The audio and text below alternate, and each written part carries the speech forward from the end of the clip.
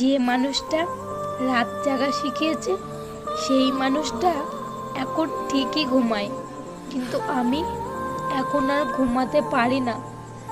যার হাত ধরে স্বপ্ন দেখেছিলাম সে আজ অন্যের স্বপ্ন পূরণ করতে ব্যস্ত। চাইলে যদি খুব সহজে কষ্ট ভোলা যেত তাহলে বোধহয় আমার জীবনটা আজ এত এলোমেলো হতো না। আজ পরিস্থিতিটা আমার রাতের নীরবতায় কাঁদাচ্ছে শুধুমাত্র তোমার মতো বেঈমানকে ভালোবেসেছিলাম বলে। যখন তোমার স্বার্থ মিটে গেছে তখন তোমার ভালোবাসাটা অদ্ভুতভাবে কমতে শুরু করেছে।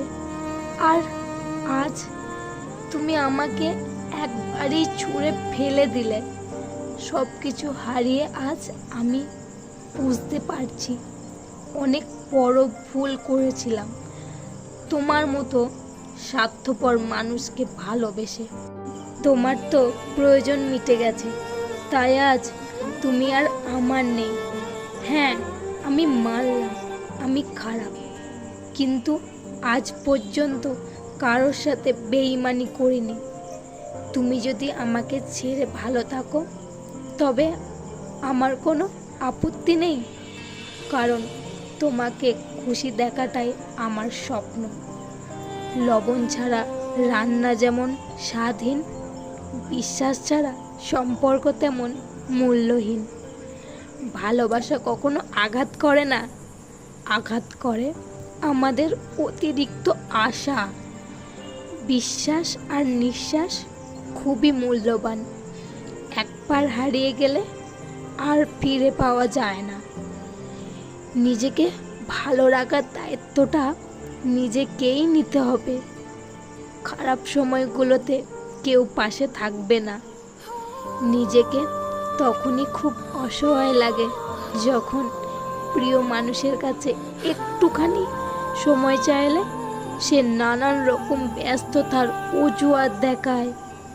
মেসেজ দেখেও রিপ্লাই না দেওয়াটা হলো অবহেলা, আর মেসেজ করে রিপ্লাই না পেয়ে বারবার মেসেজ বক্স চেক করাটা হলো ভালোবাসা।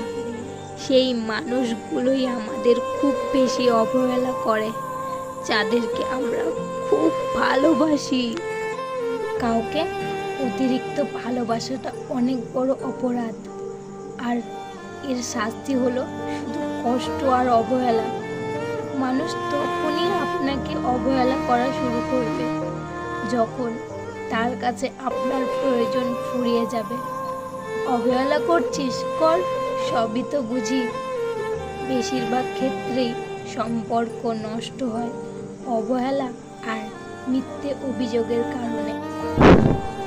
অনেক কিছুই ছিল বলার, কিন্তু তোমার অবহেলা আমাকে বলতে দিল না।